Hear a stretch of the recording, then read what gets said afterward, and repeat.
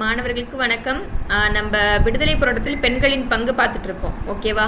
So அதன்படியாக நம்ம வேலு நாச்சியார், முத்துலட்சுமி அம்மையார் பற்றி பார்த்து முடித்தோம்.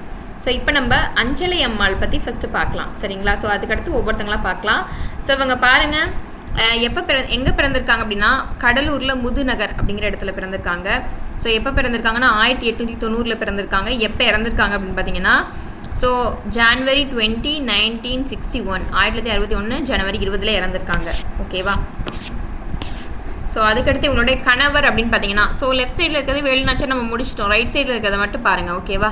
ஸோ இவங்களுடைய கணவர் பேர் வந்து பார்த்தீங்கன்னா முருகப்பா. ஓகேவா? ஸோ இவங்க எதுலலாம் கலந்துக்கிட்டாங்கன்னா ரொம்ப இம்பார்ட்டன்ட் 2 விஷயம் இவங்களோடதில். 1920 ஒத்துழையாமை இயக்கத்தில் கலந்துருக்காங்க. அடுத்து 1927 நீல் சிலை அகற்றும் போராட்டம்னு நான் ஆல்ரெடி உங்களுக்கு சொல்லியிருக்கேன். சரிங்களா? ஸோ ஜேம்ஸ் நீல் கான்பூர் படுகொலையின் போது கொடூரமாக மக்களை தாக்கினவங்க. ஸோ அந்த நீல் சிலை அகற்றும் போராட்டத்தில் இவங்க கலந்துருக்காங்க. இந்த 2 விஷயத்தில் கலந்துருக்காங்க. ஓகேவா? ஸோ இவங்களுக்கு வந்து ஒரு பொன் குழந்தை இருக்குது. சரிங்களா? அம்மா கண்ணுன்னு சொல்லிட்டு இவங்க 1920 ஒத்துழையாமை இயக்கத்தின் போது அதுக்கு முன்னாடியே வந்து போராடி நிறைய ஜெயிலுக்கு போயிருக்காங்க.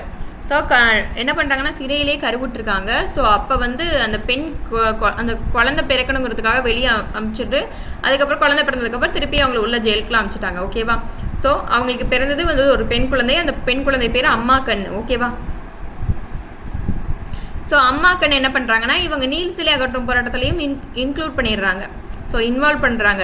அந்த பொண்ணையும் கூட்டிகிட்டு வந்து போராடிருக்காங்க. ஸோ அதனால் அந்த பொண்ணையும் ஜெயிலில் என்ன பண்ணியிருந்தாங்க அடைச்சிடுறாங்க. ஓகேவா? ஸோ அதனால் காந்தி என்ன பண்ணுவார் அப்படின்னு பார்த்தீங்கன்னா இவங்க அந்த அஞ்சலை அம்மாளுடைய பொண்ணு அம்மா கண்ணுவை அவர் வார்தாக்கு கூட்டிகிட்டு போயிடுவார். சரிங்களா? ஸோ வார்தா கூட்டிகிட்டு போயிட்டு அங்கே அவங்களுக்கு நீலாவதி அப்படின்னு சொல்லிட்டு பேர் மாற்றி படிக்க வைப்பார். சரிங்களா? நீலாவதி அப்படின்னு சொல்லிட்டு பேர் மாற்றி படிக்க வைப்பாங்க. இதெல்லாம் ஹிஸ்ட்ரி. ஓகேவா? ஸோ இங்கே உள்ள டேட்டா பாருங்கள். காந்தி அடிக்கடி அம்மா கண்ணுவையும் அஞ்சலை அம்மாவையும் சிறையில் வந்து மீட் பண்ணுவார். ஸோ இவங்க என்ன பண்ணுறாங்க அப்படின்னு பார்த்தீங்கன்னா 1930 சட்ட மறுப்பு இயக்கம் வந்து நடத்தியிருப்பாங்க. சரிங்களா? காந்தி வந்து 30 என்ன பண்ணியிருப்பார், ஃபஸ்ட்டு முதல் வட்டமேசை மாநாட்டுக்கு போயிட்டு வந்துட்டு அதுக்கப்புறம் என்ன பண்ணுவாங்க 2வது வட்டமேசை மாநாட்டுக்கு போயிட்டு வந்ததுக்கப்புறம் சட்ட மறுப்பு அதுக்கு நடுவிலேயே சட்ட மறுப்பு இயக்கம் சரிங்களா ஸ்டார்ட் பண்ணியிருப்பாங்க. அதில் பங்கேற்றதுனால இவங்க வந்து கொஞ்சம் காயம் அடைஞ்சிடுறாங்க அஞ்சலை அம்மாள். அடுத்து 1931 அனைத்து இந்திய பெண்கள் மாநாட்டிற்கு தலைமை தாங்கியிருக்காங்க. ஸோ ஒவ்வொருத்தவங்களை பற்றியும் வருது பாருங்களேன். பூனேயில் நடந்த இந்திய பெண்கள் மாநாட்டிற்கு தலைமை தாங்கினது யார்? முத்துலட்சுமி அம்மையார். அதே போல் 1931 இந்திய பெண்கள் மாநாட்டிற்கு தலைமை தாங்கினது யாருன்னா அஞ்சலை அம்மாள். அடுத்து இவங்க 1932 திரும்பியும் வந்து வேலூர் ஜெயிலில் வந்து அடைக்கப்படுறாங்க. ஸோ இவங்களை தான் நான் ஆல்ரெடி சொன்னேன் இல்லையா, அஞ்சலை அம்மாள் தான் காந்திஜி என்ன பண்ணுறாங்களாம் தென்னிந்தியாவின் ஜான்சி ராணி அப்படின்னு அழைக்கிறாங்க. அதுக்கடுத்து இவங்களும் என்ன பண்ணியிருக்காங்க சட்டமன்ற உறுப்பினராக தான் இவங்களும் இருந்திருக்காங்க. அஞ்சலை அம்மாள் தமிழ்நாடு சட்டமன்ற உறுப்பினராக 3 முறை தேர்ந்தெடுக்கப்பட்டிருக்காங்க. Most important question. இவங்களும் அரசியலில் இருந்திருக்காங்க. ஓகேவா? சட்டமன்ற உறுப்பினராக 3 முறை தேர்ந்தெடுக்கப்பட்ட நபர் இவங்க தான். ஸோ இவங்களை பற்றி இன்னும் டேட்டாஸ் வந்து நம்ம இன்னும் கொஞ்சம் பார்ப்போம். பட் இப்போ அடுத்த டாபிக் பார்க்கலாம். ஸோ மூவலூர் ராமாமிர்தம் அம்மையார் இவங்களை பற்றி பார்ப்போம்.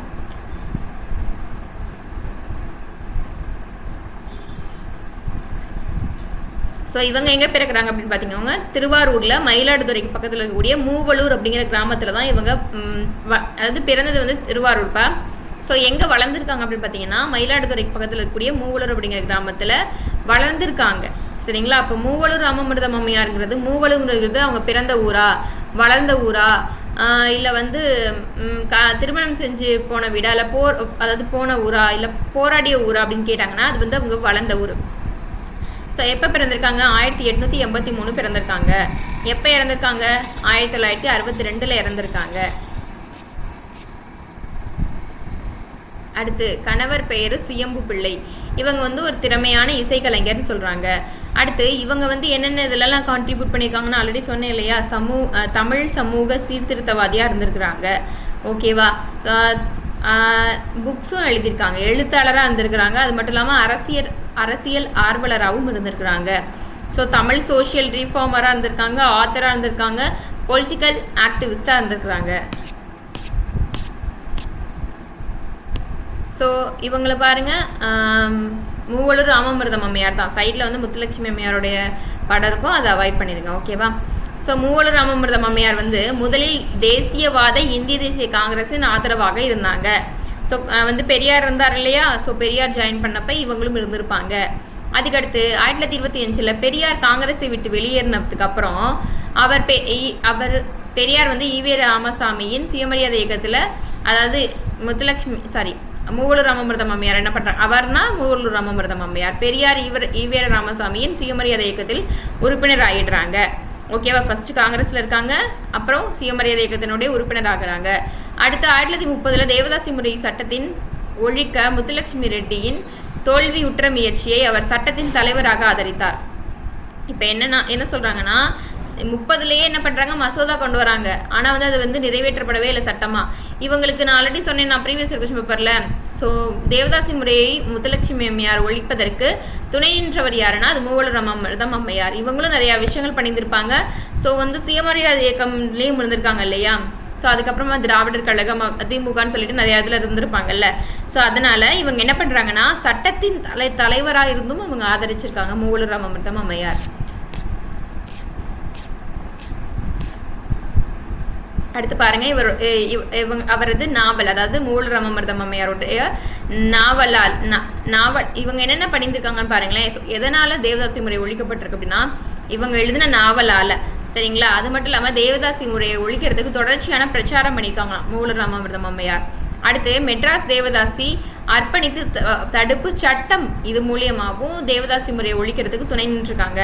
அவங்க நாவல் எழுதியிருக்காங்க, பிரச்சாரம் செஞ்சுருக்காங்க, சட்டம் இயற்றத்துக்கு ஹெல்ப்ஃபுல்லாக இருந்திருக்காங்க. அப்போ இவ்வளோ விஷயங்கள் பண்ணினதுனால தான் இந்த தேவதாசி முறை ஒழிப்பு சட்டம் வந்துச்சு அப்படிங்கிறது சொல்கிறாங்க. சரிங்களா?